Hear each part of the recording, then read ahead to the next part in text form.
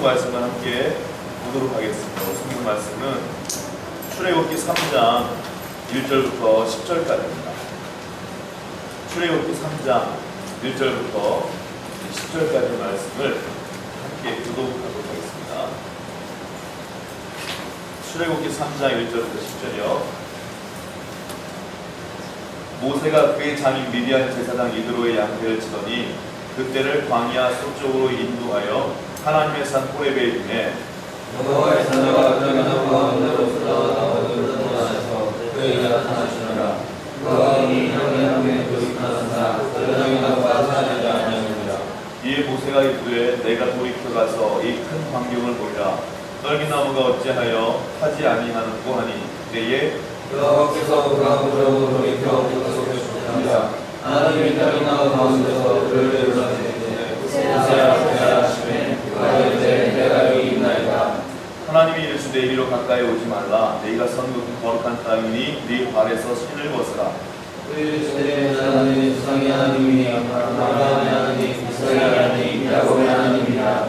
모세가 하나님의 여기를 두려워하여 그를 돌리매 여호와께서 이르시되 내가 애굽에 있는 내 백성의 고통을 분명히 보고 그들의 감독자로 말미암아 부르짖음을 듣고 그 근심을 알고 내가 내려가서 그들을 인도에서 건져내고 그들을 땅에서 인도하여 아름답고 광대하다 적과 꿀이 흐르는 땅 곧 가나안 족속, 헷 족속, 아모리 족속, 그리스 족속, 빌리 족속, 여호수 족속의 지방에 데려가야 한다. 이제 가라. 이스라엘 자손의 부르짖음이 내게 달하고 애굽 사람이 그들을 괴롭히는 학대도 내가 보았으니 이제 내가 너를 바로에게 보내어 너에게 내 백성 이스라엘 자손을 애굽에서 인도하여 내게 하라. 아멘. 제가 수련회를 지금까지 많이 하면서 음향시설을 한 번도 하나도 안 가져온 건 처음이에요. 마이크 없이, 샌디 없이, 드럼 없이 이렇게 하나도 없이 한 건 처음인데 걱정 많이 했거든요. 이거 될 수 있을까? 기타 하나고 마치 우리가 해외 선교 가면 기타 하나 메고 띵거를 둘러 앉아서 기도하고 막 이렇게 했던 적이 있었는데 제가 오늘 집회하면서 예수님이 참 존경스러웠어요. 예수님, 세례 요한 이런 분들이 너무 존경스러웠어요. 저 수만 명 앞에서 어떻게 육성으로 이렇게 설교를 했을까? 목이 아프더라고요, 목이. 제가 원래 목 잘 안 아픈 사람 중에 한 사람인데 목이 아프더라고요. 야, 대단하셨다. 정말 힘들었구나. 라는 생각이 들었어요. 다시 한번 또 느낀 거는 예배는 샌디가 중요한 게 아니구나. 예배는 마이크가 중요한 게 아니구나.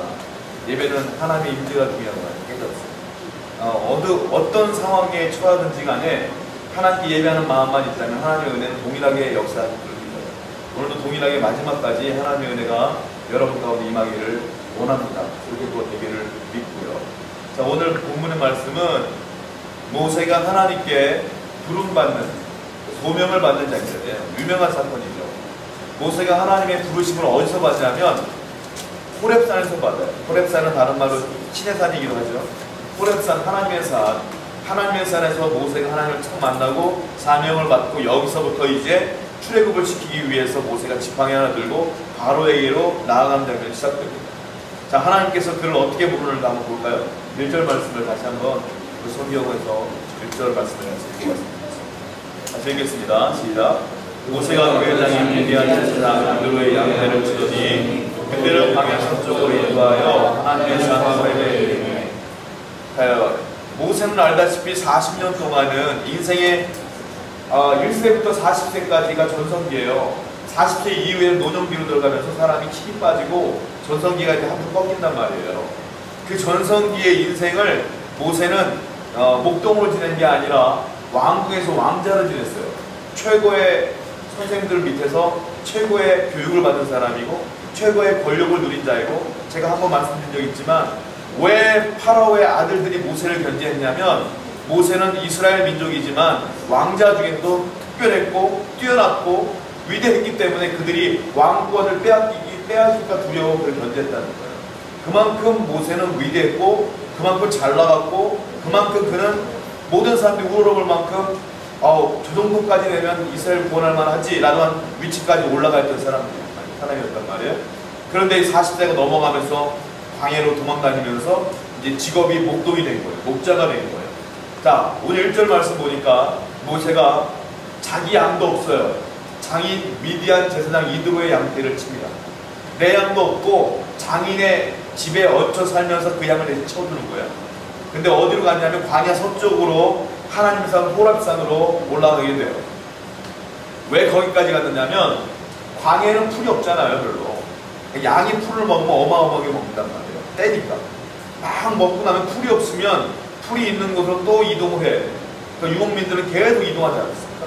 이동을 계속 해. 풀이 있는 곳을 찾아 헤매고 찾아 헤매다가 멀리까지 갔어요. 멀리까지 어디까지 갔냐면 광야 서쪽.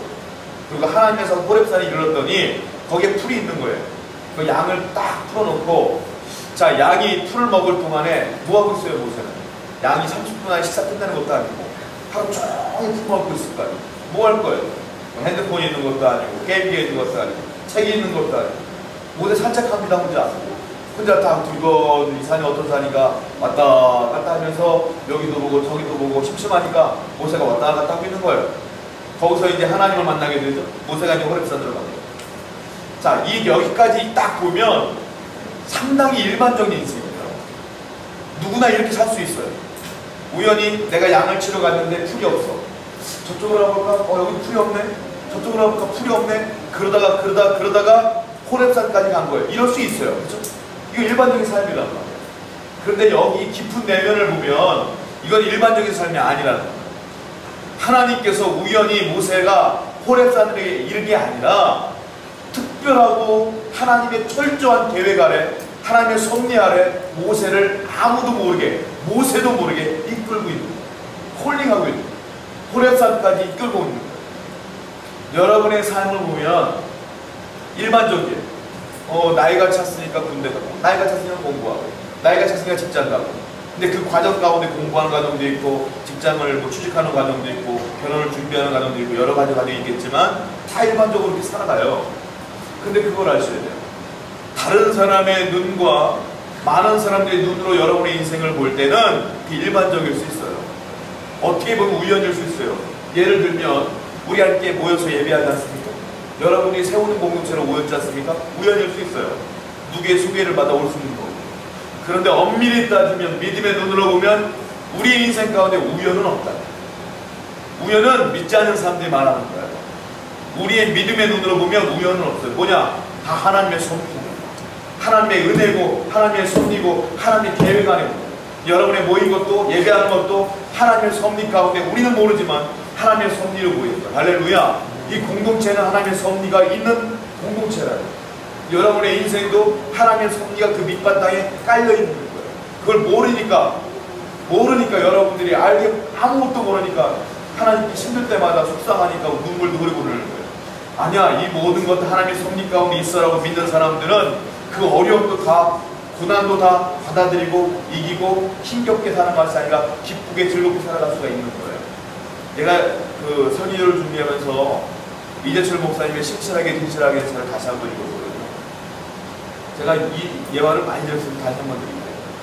이재철 목사님께서 장로교 신학대학교를 나오셨어요. 지금 100주년 기념교회 담임 목사님 계십니다. 주님의 교회를 개척하셨다가 스위스로 갔다가 한국으로 돌아오셨잖아요. 근데 이재철 목사님께서 한때 신학생들이 가장 존경하는 목사님 1위를 뽑혔거든요.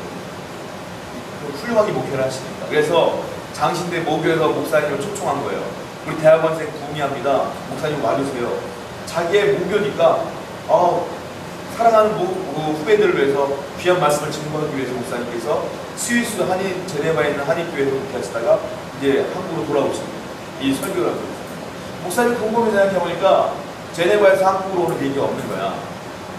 어떤 비행기가 제일 빠르냐면 제네바에서 독일 프랑크푸르트로 갔다가 프랑크푸르트에서 기포공항으로 오는 게 제일 빠른 거야. 그래서 그 스케줄 짜봤어요. 짜보니까 제네바에서 6시 15분 비행기가 있어요. 그 비행기를 타면 프랑크푸르트에 7시 반에 도착해요. 7시 반에 도착하니까 조금 여유있게 좀 있다가 한국으로 뜨면 10시 비행기쯤이 괜찮을 것 같아요. 그러니까 한국으로 가면 10시 비행기가 티켓팅을 한 거예요. 그러니까 제네바에서 6시 15분 비행기, 그리고 독일에서는 한국으로 가면 10시 비행기에 티켓팅을 한 거예요. 그래서 자, 이제 그렇게 스케줄대로 움직이면서 공항에 도착했습니다. 목사님께서 도착했는데 6시 15분인 비행기가 딱 그 시간에 이륙을 딱 맞거든요. 근데 이게 이유 없이 딜레이가 되는 거예요. 얼마나 딜레이가 되냐면 2시간이 딜레이가 돼요. 8시 15분에 비행기가 또 서둘러 탔습니다. 프랑크푸르트에 도착하니까 2시간이 딜레이가 되니까 원래 7시 반에 도착해야 되는데 9시 반에 도착한 거야. 자, 한국으로 가면 10시 비행기거든요. 30분 남았어요. 비행기 공항에 도착하면 타보시면 알겠지만 바로 옆에 비행기가 있는 거 아니잖아요. 다 타는 거 아니잖아요. 또 버스를 타고 청사로 갑니다. 청사에 도착하고 이제 딱 시계를 보니까 9시 50분인 거야. 10분 남았어. 티켓이 있으니까 10분에 뛰는 거야, 이게 목사님. 짐 들고 뛰는 거야. 막 뛰는 거야. 딱 도착했더니 문이 닫히기 일보 직전. 목사님 맨 마지막 손님으로 승객으로 비행기를 딱 탑승했습니다. 여기까지 목사님이 감사가 터져나와요. 정말 감사합니다. 역시 하나님의 은혜로 내가 이 비행기를 탔군요. 감사하고 가는 거예요. 근데 딱 보니까 안내방송이 나와요. 이 비행기가 한국에 도착하면 시간이 나오는데 도착 시간이 목사님은 티켓팅 할 때 직원으로부터 들은 소리는 오후 4시 반에 도착하는 걸로 있어요. 한국에. 근데 딱 보니까 3시 반에 도착한대요. 이상하다. 왜? 알고 보니까 서머타임을 생각 안 했던 거야. 서머타임, 유럽 서머타임, 한국도 타임에서 상관이 없잖아요. 사모님에게 4시 반에 나오라고 했더니 전화가 오고. 근데 3시 반에 1시간이나 남아. 어떡하지?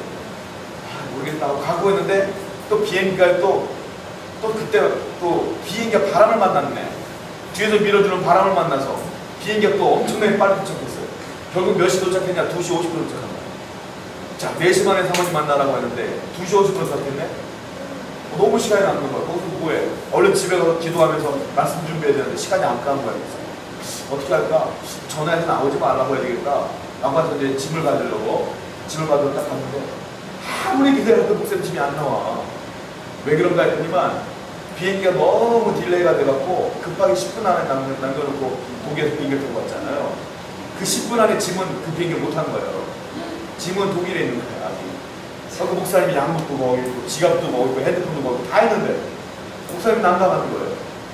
그 대한항공 직원한테 얘기해서 내가 들어갈 테니까 전화해달라, 나한테 보내달라고 합의가 돼서 보내드리겠습니다라고 했는데 집에가 돌아갈 차비도 없지 핸드폰도 없지 고민하고 있는 차에 어떤 젊은 사람이 핸드폰하고 싹 지나가요. 저 사람에게 전화 좀 드려야겠다. 여보세요, 제가 아무개 목사인데 전화 좀 쓸 수 있을까요? 써서 사모님에게 나오지 마, 나는 택시 타고 갈 테니까 집에 도착하면 택시비나 줘. 이렇게 얘기하고 이제 출발하려고 하는 차에 그 핸드폰을 빌려던 젊은 청년이 가만히 보고 있더니 이렇게 말해요. 목사님이세요? 네. 아무것도 없으신가 봐요? 지갑도 없으신가 봐요? 네. 그러면 100가지 제가 모셔다 드릴게요. 왜요? 제가 목사님과 하고 싶은 말씀이 있어요. 이 정도까지는 좀 의심할 만하지 않습니까? 나는 안 될 것 같아요, 사실. 근데 목사님은 또 스위스로 오셨는지 몰라도 탔어요, 그 차를. 타고 가는 거예요. 근데 그 사람이 운전하면서 얘기를 하는 거예요. 사실 목사님 제가 장로의 아들입니다. 장로 아들로서 미국에서 공부를 많이 했는데 하나님과 상관없는 삶을 지금 수십 년째 살고 있다가 어느 날 갑자기 술을 먹다가 하나님에 대한 사명과 소명이 깨달아졌어요. 예전에 말씀하셨던 그 사명들 제가 너무 괴로워요. 이걸 다 그만두고 하던 일을 다 그만두고 다시 하나님께로 돌아가려면 제가 돌아갈 길이 너무 멀고 잃어버릴 것들도 너무 많아요. 어떻게 할까 난감해 죽겠어요. 이 얘기를 막 합니다. 목사님이 앉아서 계속 시장 상담을 합니다. 하나님께 돌아와야 됩니다. 예배해야 됩니다. 계속 상담을 하는 거 집에 갈 때까지. 그리고 마지막쯤 돼서 그가 결단을 해요. 목사님 결단했어요. 다 버리고 다시 하나님께로 돌아가 순수한 신앙으로 하나님의 일을 하겠습니다. 라고 결단을 내렸어요. 그 목사님 그렇게 했었어요. 나는 비행기가 딜레이되고 짐이 안 왔다는 얘기 들을 때마다 솔직히 화가 많이 치고 놀았대요. 목사님들이 화 안 났더라고요. 목사님도 화 많이 나죠. 사람인데. 목사가 왜 목사냐면 화가 안 나는 목사가 아니라 화가 치밀어 올라도 그래도 목사이기 때문에 믿음으로 누르는 거예요. 화 안 나는 사람 어디 있어요? 화가 너무 많이 나가지고 참 이 상태로 말씀을 어떻게 전할까 고민했다는 거예요. 그런데 그 사람을 만나면서 깨달은 거예요.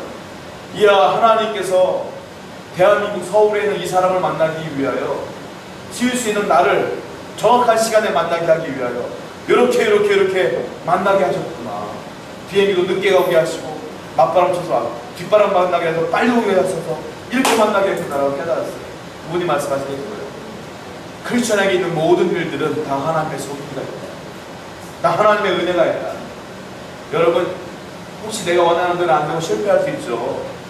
실패하는 것도 하나님의 섭리가 있는 거예요.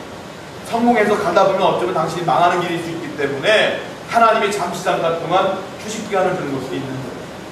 그걸 믿고 살아가는 자에게는 모든 게 감사예요. 모든 게 기쁨이요. 모든 게 하나님의 은혜인 거예요.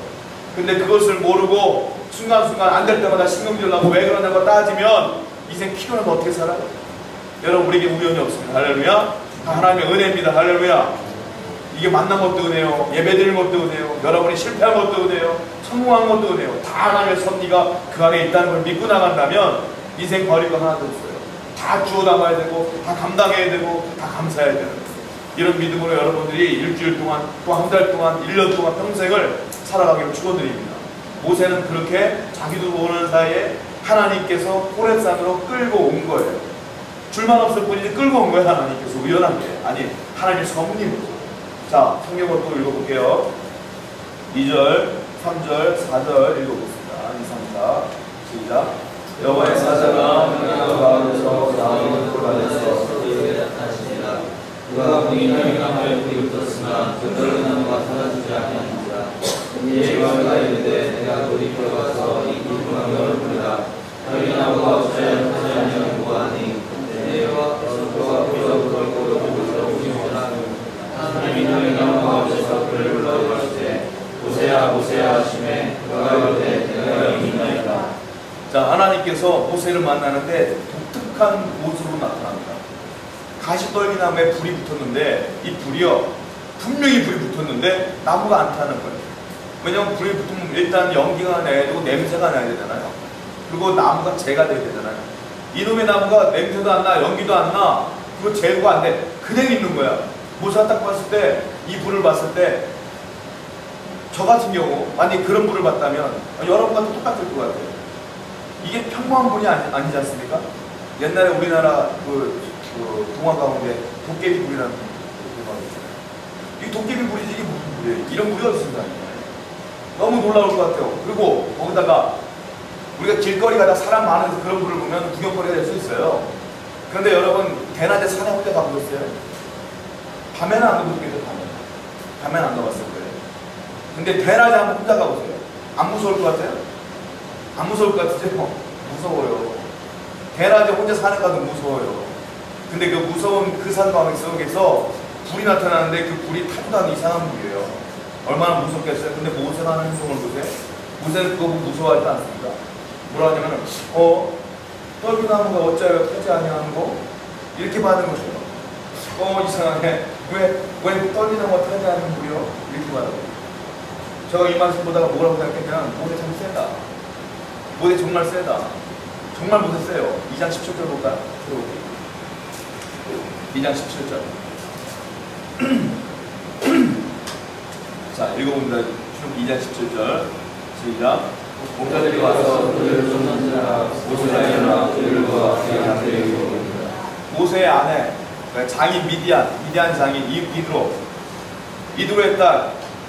이드로의 딸이 이제 그 양들 물을 먹이려고 왔는데 다른 목자들이 와서 쫓아내는 거예요. 그 양을. 그걸 보고 모세가 도망자로 와 있다가 화가 나가지고 거기 17절 말씀 보면 목자들이 왔다고 했잖아요. 2사람 이상이란 말이에요. 그 목자들과 싸웁니다. 혼자 모세가 주먹질로 싸우는 거예요. 근데 결국 모세가 이겼어요. 모세 싸움 잘해요. 왜? 어렸을 때부터 군사훈련을 철저하게 받았거든요. 왜냐? 애국 궁전에서. 그러니까 모세가 힘이 좋고요, 기본이 장대하고요, 그리고 모세가 싸움을 잘해요. 한방거리도 안 되는 사람들, 목자들. 모세 세요. 굉장히 육체적으로 강하고 불지적으로 강하고 정신적으로 강해요. 지금 모세가 지금 3장에 나와 떨기나무에 불이 붙은 것도 보면서도 굉장히 두려워하지 않는 모습을 보게 돼요. 그런데 놀라운 사실은 뭔지 아세요? 이렇게 강한 모세처럼 하나님께 쓰임받기 유용한 사람이 어디 있겠어요? 이스라엘을 구원하려면. 근데 하나님 절대로 모세 안 써요. 힘이 장대하고 기골이 장대하고 마음은 용기가 100배하고 정말 아무것도 무서울 거 없는 이 모세를 하나님은 절대로 사용하지 않아요. 언제 사용하는지 아세요? 하나님, 난 아무것도 아니에요 라고 고백할 때 사용해요. 자, 하나님을 사용하는, 사람을 사용하는 기준이 있어요. 뭐냐? 하나님은 모세가 강할 때, 여러분들이 강할 때 절대 안 써요. 모세가 약할 때, 여러분들이 약할 때 써요. 그럼 우리가 의심이 생겨요. 아니 도대체가 그러면 우리의 기도 제목은 하나님 나 약하게 해주세요 이렇게 기도해야 되는 겁니까? 라고 우리가 오해할 수가 있어요. 여기서 강함과 약함은 그런 의미가 아니에요. 보세요. 아브라함이 100세 때에 아들을 낳아요. 아들을 낳을 만한 때는 하나님의 아들을 안 줘요. 아들을 낳을 수 없다고 인정해. 모두가 인정해. 아브라함도 인정하고 사라도 인정해. 그리고 약할 때 하나님의 아들을 줬어요. 자, 하나님께서 요셉을 사용하시는데 꿈을 꾸고 형들에게 아버지의 사랑을 받을 때 요셉을 들여다가 마음을 앉히지 않아요. 하나님. 형들에게 미움받고 형들의 구덩이에서 노예로 팔려나가고 그리고 감옥에 들어가고 완전히 의지할 것 아무것도 없을 때 하나님이 그를 바로의 궁전으로 보내십니다. 약할 때 써야 다윗 형들의 아버지가 그를 무시할 때 그에게 기름 부었어요. 무시당할 때 기름 부었다고요. 그러면 내가 약해지면 하나님의 기름 부음 받겠구나 그런 의미가 아니라 제가 말하고 싶은 것은 뭐냐면 모세가 강하잖아요. 지적으로 강하고 육체적으로 강하잖아요. 그러면 당연히 나오는 결과물이 있어요. 그게 뭐냐? 그게 교만이에요. 사람은 내가 강하다고 생각할 때 교만해질 수밖에 없어요. 내가 할 수 있는데요, 뭘. 사람은 내가 약할 때 나오는 결과물이 있어요. 그게 겸손이에요. 내가 약하면 하나님을 찾게 돼 있어요. 하나님은 그렇기 때문에 내가 교만할 때 나를 버리시고 내가 잘 나갈 때 나를 안 써요. 내가 약해지고 겸손해졌을 때 하나님은 나를 사용하신다. 제가 사사기서를 준비하면서 김덕택 목사님이 쓰신 사사기 강해서가 있거든요. 그거를 읽는데 저는 책을 읽을 때 서문을 꼭 읽어요. 왜냐하면 저자의 그 숨겨진 뜻, 이 책을 통해서 하고 싶은 말이 무엇인가 서문에 많이 드러나 있기 때문에 서문을 꼭 읽어요. 근데 서문에 이런 말이 있더라고요. 목사님이 이렇게 썼어요. 학교 공부를 할 때 보면 가끔 이런 애들이 있대요. 시험을 봤는데 자기 생각보다 성적이 안 나오는 케이스가 좀 있지 않습니까? 종종 애들이 이거 이해할 수 없다는 거야. 나는 그게 100점이라고 생각하는데 이렇게 많이 틀렸냐 이거야. 그러면서 선생님을 뜻하다가 따지는 애들이 있대요. 황당하죠. 왜냐? 자신은 완벽하다는 교만함이 강력하게 있기 때문에 모든 걸 인정할 수 없다는 거예요. 그리고 그 사람들에게는 절망이 더 큰 절망을 온다는 거예요. 그러면 또 한 얘기를 듣는데 제가 여기서 은혜를 많이 받았어요. 이스라엘이 여리고 전투에는 승리를 합니다. 근데 아이성 전투에는 패배를 해요. 여러분 다 아실 거예요. 근데 패배를 하는데 여호수아와 이스라엘 모든 사람들은 그 패배를 인정할 수가 없어요. 왜냐하면 하나님의 명령을 따라서 가나안으로 들어왔죠. 여리고성을 하나님 말씀에 순종하여 무너뜨렸죠. 당연한 거 아닙니까? 하나님께서 명령하셨기 때문에. 근데 아이성도 마찬가지로 하나님 명령에 따라 갔어요. 그리고 전쟁을 치렀어요. 쳤어요. 왜 졌냐는 거예요. 자기는 오른편에 있는 거예요. 지금 하나님 말씀대로 간 거예요. 하나님이 싸우라니까 싸운 거예요. 그뿐이 없는 거예요. 근데 왜 졌냐는 거예요. 이것이 그들에게 충격이었다. 왜 졌냐는 거예요. 왜? 나는 지금 오른편에 있는데 하나님 말씀대로 살아가고 있는데 내가 왜 실패했냐는 거예요. 이게 너무 큰 충격으로 다가왔다는 거예요. 그런데 그 목사님께서 거기 기었더라고요. 교만과 겸손에 대한 이야기를 쓰면서 우리는 때로는 내가 하나님의 오른편에 하나님이 원하시는 곳에 있다고 생각하는 순간에 교만함이 온다는 거예요. 내가 하나님의 뜻대로 살고 있어 라는 순간에 그렇지 않은 사람들을 무시하는 경향이 있다. 여기서부터 교만이 시작된 거예요. 제가 이 말을 듣고 너무 깨달은 게 뭐냐면 제가 가끔 기도하는 게 있거든요. 뭐냐면 하나님, 내가 하나님의 말씀을 따라 개척하라고 해서 개척했고요. 물질을 취하지 않고 빈손으로 가니까 빈손으로 갔는데 왜 이렇게 어려움이 많습니까? 나도 기도할 때가 가끔 지금 요즘 자주 하는 경우가 있어요. 내가 너무 찌는 거야 이 말씀으로. 왜냐하면 똑같은 거야. 아이성도 하나님이 가라고 해서 갔지 여호수아가 가고 싶어 간 게 아니에요. 그게 오른편에 서 있단 말이에요. 근데 패배했단 말이에요. 그 이유가 뭐냐? 하나님께서 가라고 했기 때문에 그것이 끝난 게 아니에요. 우리는 평생 긴장해야 된다. 평생을 긴장해야 된다. 내가 하나님 뜻대로 지금 살아왔기 때문에 끝까지 그게 유효한 게 아니라 그 순간 긴장하면서 또 하나님께 겸손하고 또 겸손하고 또 겸손하고 또 겸손하지 않으면 한순간에 무너진다. 만개를 그렇구나. 나도 모르는 사이에 내가 다 포기했는데요. 뭐 이것도 교만 아닙니다. 라는 깨달았어요. 여러분은 안 그렇습니까? 여러분들은 하나님을 위해 살아갔다고 생각하지만 하나님 위해 여기까지 왔다고 생각하지만 무너지는 환경을 보면서 내가 왜 이런 일을 당해야 되지? 라는 고민을 안 해보셨어요? 그것조차도 교만하네. 우리 끝까지 겸손하게 하나님께 나아가야 될 이유가 있다. 그럴 때 하나님의 은혜가 있을 줄 믿습니다. 모세는 강할 때 쓰임받지 않아요. 왜? 교만하니까. 약할 때 쓰임받아요. 왜? 겸손하니까. 간단한 거예요. 항상 겸손한 마음으로 하나님께 나아가는 여러분들에게 축원드립니다. 자, 또 성경을 읽을게요. 5절 말씀입니다. 5절. 시작. 하나님이 이르시되 이리로 가까이 오는 자들아 우리가 숨은 것을 당연히 우리 발에서 치는 것이다. 자, 하나님께서 모세에게 요구한 게 딱 두 가지입니다. 뭐냐? 하나님이 이르되 이리로 가까이 오지 마라. 가까이 오지 마. 가까이 오지 마. 첫 번째 요구사항, 가까이 오지 마. 왜냐? 너는 거룩하지 않아. 여기는 거룩해. 그러니까 가까이 오지 마. 두 번째 요구한 게 있어요. 뭐냐? 네 발에서 신을 벗어라. 신발 벗어라. 신발 벗어라. 꼭 그런 느낌이죠. 네 발 더러우니까 깨끗하거든. 또 더러우니까 신 벗어. 이런 느낌. 딱 두 가지 요구예요. 가까이 오지 말아라. 신을 벗어라. 자, 하나님께서 왜 그렇게 요구하셨냐면 답이 나와 있어. 뭐라냐면 여기는 네가 선 곳은 어디요? 거룩한 땅이다. 거룩한 땅이니까 가까이 오지도 말고 네 신을 벗어라. 여러분, 거룩의 의미가 뭘까요? 나는 도대체 이 호렙산이면 아스팔트를 깨끗하게 단장된 곳도 아니지 않습니까? 산이지 않습니까? 근데 여기가 왜 거룩하냐는 거예요.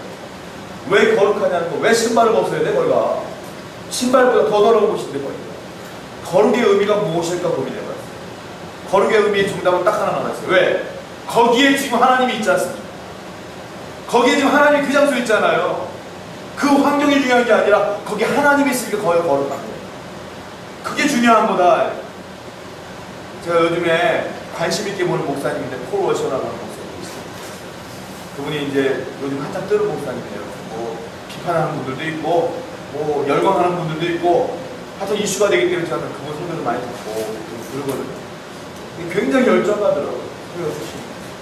근데 그분의 예배를 제가 가만 영상으로 보니까 자, 한국 사회에서요 좋은 예배, 뜨거운 예배, 아주 열광적인 예배 특징을 봅니다. 제가 생각해봤어요. 특징은 좋은 세션들이 있어요. 악기들이 훌륭합니다. 그리고 어설픈 악기가 없고 전부 다 그냥 프로페셔널한 분들이 굉장히 악기를 연주하는 거. 그리고 장소가 너무 훌륭해. 음향 시스템이 너무 가만 듣고 있으면 듣는 것마다 은혜가 되고 눈물이 나는 경우가 너무 시스템이 훌륭해. 근데 폴 워셔 목사님이 설교하시는 데 보니까 강단에 아무것도 없어요. 그냥 강대상만 딱 있어. 본인만 설교만 해. 아무 전자악기, 화려한 조명, 뭐 아주 그냥 귓가를 옮기는 빵빵한 사운드가 하나도 없어. 그냥 메시지만 있거든. 메시지. 근데 거기에 많은 사람들이 변화되고 은혜받고 몰려오고. 저는 이 말씀을 보다가 깨달았어요. 거룩이 뭐냐? 단단한 건물, 깨끗한 건물, 좋은 악기 아니라. 거룩은 그것이 없더라도 하나님이 임재하시면 그 성전은 거룩한 곳이고, 하나님이 임재하시면 그 사람은 거룩한 사람이고, 하나님이 함께 하시는 곳이 하나님의 은혜가 있는 곳이 아닙니까? 이런 생각을 했어요. 그래서 제가 우리 교회와 저를 생각해 봤어요. 박 목사야, 너는 핑계거리가 없다라는 깨달음이 있어요. 하나님, 제가 기도할 때가 가끔 있어요. 하나님, 다른 교회는 건물이 좋고 대형 교회고 시스템이 잘 되어 있고 철저한 교육 시스템이 있어서 많은 사람들은 그 대형 교회로 흘러갑니다. 개척교회를 거쳐다 가는 경우도 있고 개척교회는 등하냐고 바로 가는 케이스도 많습니다. 왜 하나님 나를 이곳으로 보내셨습니까? 라고 고민하며 기도할 때가 많이 있었어요. 그래서 제가 이 설교를 준비하면서 이 폴 워셔 목사님을 보면서 깨달음이 있는데 하나님께서 내 마음속에 말씀하시는 거예요. 박 목사야, 넌 핑계거리가 없다. 내가 너와 함께하면 그 성전이 거룩할 것이고 하나님의 임재가 있을 것인데, 내가 하는 거지 네가 하는 거 아닌데, 건물이 중요한 게 아닌데 넌 핑계거리가 없다 라는 결론을 내주셔서 더 이상 말할 것도 없고 이제는 그냥 하나님께 기도할 뿐이죠. 여러분은 어떠세요? 여러분 하나님께서 여러분에게 임재하는 게 중요한 줄 믿습니다. 하나님이 여러분과 함께하는 게 중요한 줄 믿습니다. 여러분들이 또 기도해 드려 이렇게 세우는 교회 하나님의 임재가 언제나 있기를 기도해 주셨으면 좋겠어요. 그것이 하나님의 온전한 교회가 될 줄로 믿습니다. 그렇게 중보하고 그런 삶을 사는 우리가 되었으면 좋겠어요. 자, 또 하나 하나님 요구한 게 뭐냐면 네 신을 벗으라. 구약 성경에서요 신을 벗으라 모세에게 말씀하셨고, 여호수아에게 또 여호와의 군대 장관이 나와서 하는 말이 네 신을 벗어라, 여기는 거룩한 땅이다 이렇게 말했거든요. 자, 네 신을 벗는다는 거는 이 시대에 어떤 의미냐면 내가 상대방 앞에서 신발을 벗는다는 건 나는 당신의 종입니다 라는 뜻이에요. 내게 하달하세요. 말씀하세요. 나는 당신께 순종할 뿐이고 복종할 뿐이에요 라는 의미예요. 그러니까 하나님께서 여기 거룩한 땅이고 내가 임재하는 곳이니까 너는 신을 벗으라 이 말은 너 발 좀 닦아라 이 말이 아니에요. 너는 내가 여기 앞에 있으니까 내 종이 되라 이 말이에요. 하나님이 요구하시는 건 딱 두 가지라니까. 내 종이 되라. 너는 지금도 내 종이 될지어다. 종의 특징이 있어요. 자유가 없습니다. 종의 특징이 있어요. 자기 물건이 없습니다. 소유권이 없어요. 다 주인이 줘야지 쓰는 거예요. 종의 특징이 있어요. 자기 자랑을 할 수가 없어요. 다 주인님이 하신 겁니다. 칭송해야 되는 거예요. 저는 안타까운 것 중에 하나가 뭐냐면 목사님들을 향하여 성도님들이 뭐라고 말하는지 아세요? 어떤 성도님들은 주의 사자라고 그래요. 주의 사자. 나는 내가 주의 사자라고 생각해 본 적이 없어요. 너무 부끄러워. 주의 사자예요. 제가. 단순히 생각해요. 주의 사자, 그 단어 자체가 나한테 부담이에요. 하나님 우리 교회에 보낸 주의 사자님에게 막 이렇게 기도하시는 분이 있거든요. 근데 어떤 분들은 그걸 당연히 여기는 분이 있어요. 그 단어가 얼마나 부담스러운가. 그리고 또 목사님들이 뭐라고 말하면 우리를 둘로스라고 해요. 둘로스는 종이라는 뜻이거든요. 주님의 종, 그죠? 이것 다 좋은 의미인 거예요. 하나님의 종. 이 단어는 참 좋아요. 나는 주님의 종입니다. 주님의 목회자로서 부르신 주님의 종입니다. 목사님들 주님의 종이라고 한단 말이에요. 근데 제가 한국교회를 보면서 안타까운 현실 중에 하나가 뭐냐면 제가 말씀드렸잖아요. 종은 자기 소유권이 없어요. 종은 자기가 자랑할 것이 없어요. 종은 원래 다 하나님, 나의 주인 되신 분께 영광을 돌려야 돼요. 근데 오늘날 많은 교회들이 종이 너무 드높아져 있는 거예요. 너무 올라가 있는 거예요. 모든 영광이 종에게 다 가는 거예요. 너무 안타까울 때가 많아요. 그 종의 궁적을 기리며 예배도 드리고 그리고 화음도 드리며 상품도 드리면서 막 박수 치고 방송 나오고 그런 모습들이 보면서 저는 가끔 가다가 거부반응이 이렇게 있어요. 왜 저렇게 영광을 받아야 될까? 왜 저래야 될까? 이런 생각이 들어요. 그건 목사님들 뿐만이 아니에요. 여러분들도 주님의 종이에요. 그렇지 않아요. 하나님 부르신 주님의 종이에요. 그렇다면 여러분들도 영광을 받아야 될 이유도 하나도 없고 내 것도 하나도 없는 거예요. 내 지식도 내 거가 아니에요. 내 삶도 내 거가 아니에요. 다 하나님 건 거예요. 그런데 하나님을 위해서 무엇을 해야 되나 고민하는 여러분에게 축원드립니다. 하나님이 원하시는 건 네 신을 벗으라. 넌 내 종이 되라. 하나님의 종 되시는 여러분에게 축원드립니다. 제가 어떤 책을 읽다가 참 이분은 존경할 만하다는 장면이 있거든요. 어떤 목사님이 어떤 교회에 뭘 부탁하고 싶은 거예요. 근데 장로님 중에서 보니까 선임 장로님이 계셨고 그 선임 장로님이 보니까 그 교회에 헌금을 한 3분의 1 정도 혼자 다 내죠. 그러니까 야, 이 정도 이분에게도 부탁을 하면 되겠다 싶어서 목사님하고 식사하면서 장로님에게 부탁하는 거예요. 장로님 제가 이런 부탁할게요. 교회에서 이렇게 좀 해줬으면 좋겠어요 라고 부탁했더니 장로님 손사래를 치고 말해요. 목사님 좀 못해요. 왜요 장로님? 장로님 한 말씀이면 다 괜찮을 것 같아요. 저는 장로가 될 때 딱 두 가지 소원했습니다. 뭡니까? 하나님, 제가요 이 장로가 되면서 하나님께 제가 물질을 축복받았으니까 헌금을 많이 하는 장로가 되든지 아니면 말을 많이 하는 장로가 되든지 선택할 수 있게 해주세요. 근데 제가 기도해보니까 말을 많이 하는 장로가 아니라 헌금을 많이 하는 장로가 은혜로운 것 같아요. 그래서 저는 하나님 헌금을 많이 하는 장로가 되겠습니다 라고 소원하고 장로가 됐다는 거예요. 헌금을 내가 지금 많이 하지만 저는 바람권이 없어요. 겸손하게 해요. 종의 모습 아니겠어요? 주님을 위해서 모든 걸 다 쏟아부지만 자기의 바람은 하나도 없는 거예요. 멋있는 삶인 것 같아요. 이런 목표로 여러분들이 살아간다면 하나님이 여러분들을 물질을 안 줄 수가 없어요. 그런 마음으로 살아간다면 성공을 안 줄 수가 없어. 그런 마음으로 살아간다면 그런 마음이 없기 때문입니다. 그런 마음이 없기 때문에 가난한가. 그렇게 믿고 그냥 겸손하게 여러분 살아갔으면 좋겠습니다. 그럼 하나님 위해 살아가는 여러분 됐으면 좋겠어요. 자, 성경을 또 읽을게요. 6절 말씀. 시작. 또 이르시되 나는 내 조상의 하나님이니 아브라함의 하나님 이삭의 하나님 야곱의 하나님이라. 모세 하나님과 그를 두려워하여 자, 하나님께서 뭐라고 말씀하셨어요? 5절에 네 신을 벗으라 딱 말했더니 모세가 갑자기 신발을 벗었어요. 벗은 뒤에 모세가 변화됩니다. 뭐라고 하죠? 갑자기 하나님 배웠기를 두려워하여 얼굴을 싹 가립니다. 이 모세가 아까까지는 이상해. 아까까지는 그 떨리는 걸 보면서 이게 뭐야? 왜 불이 이래? 이 또 당당했던 모세가 갑자기 두려움에 떠는 모세로 바뀌어요. 천지 차이의 모세북으로 바뀌는 거예요. 단 몇 돌 차이에. 모세가 갑자기 겸손해졌어요. 겸손을 넘어서서 완전히 밑바닥까지 떨어지는 두려움에 덜덜 떠는 사람으로 바뀌게 됐어요. 즉 모세 안에 있었던 용맹함과 지혜와 교만함과 이런 걸 다 빠져나간 거예요. 그 순간에. 그리고 완전히 지금 비고비인 상태로 와 있으니까 하나님 보니까 하나님 무서워 죽겠는 거예요. 두려워요. 여러분 그거 아셔야 돼요.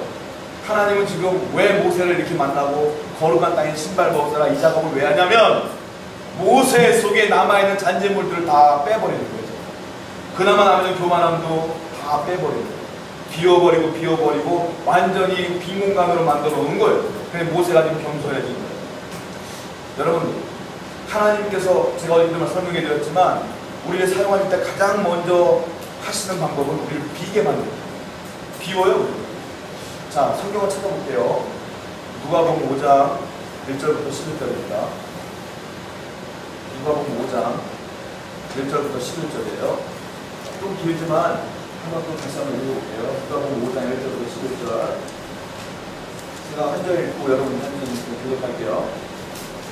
누가복음 5장 1절부터 11절. 우리가 몰려와서 하나님의 말씀을 들을 때 예수는 게네사렛 호숫가에 서서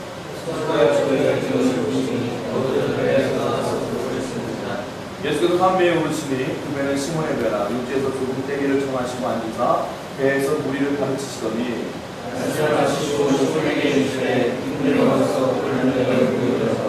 시몬이 대답하여 이르되 선생님 우리들이 밤이 새도록 구하였을 때 잡은 것이 없지만은 말씀에 의지하여 내가 그물을 내리리라고.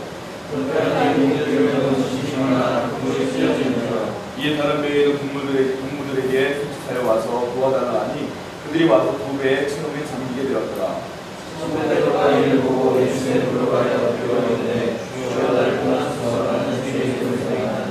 이는 자기 및 자기와 함께 있는 모든 사람이 고기 같은 것으로 말미암아 놀라고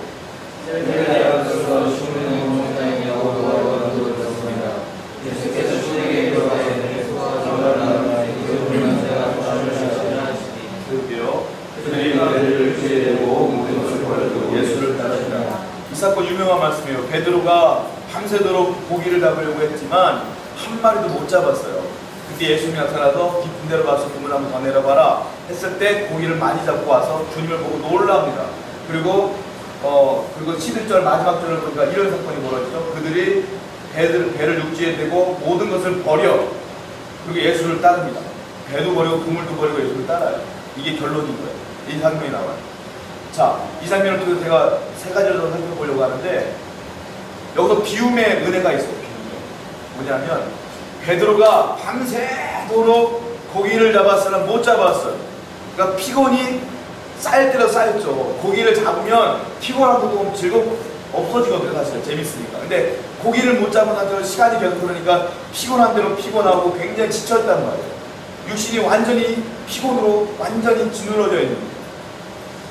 여러분 이 비움에는요 육적인 비움도 있어요. 영적으로 보면 이런 거예요. 마틴 루터가 그런 말 했어요. 나는 평상시에 2시간 기도한다. 그런데 때로는 기도하다가 지칠 때가 많다. 너무 힘들고 피곤하여 기도가 안 될 때가 있다. 그럴 때 나는 내 육체를 비운다. 어떻게 비우느냐? 나는 4시간을 기도한다. 더 힘들게 나를 만들어버려. 그럼 4시간 기도하면 하나님의 영으로 가득 차고 우리에게 이해가 되지 않는 말이에요. 마틴은 그렇게 했대요. 내 육체가 피곤하면 피곤할수록 더 강력하게 하나님께 나아가면 내 육체가 비워지고 하나님의 새로운 것으로 채워진다. 로버트 슐러 목사님 비슷한 말 했어요. 나는 평상시에 2kg를 조깅을 한다. 근데 때로는 너무 피곤해서 뛰지 못할 때가 있다. 그러면 나는 4kg를 뛴다. 나는 더 피곤해진다. 나는 또 6kg를 뛴다. 그러면 기분이 한결 좋아진다. 그런 거 있죠. 사점이라는 게 뛰다 보면 축구 같은 거 하다 보면 그거 넘어가면 몸이 가벼워진다는 느낌이 있어요. 이 비워진다는 게 그런 거예요. 어떤 위기가 있는데 싹 비워지면 다시 회복되어지는 느낌. 베드로도 지금 밤새도록 육신에 짓눌려 있던 피로가 예수님 만남으로 인하여 하나하나 다 비워지고 있는 거예요. 또 베드로가요, 감정적인 것을 가르쳐 있어요. 뭐냐면 그 고기를 못 잡았으니까 실망감이 가득 차 있어요.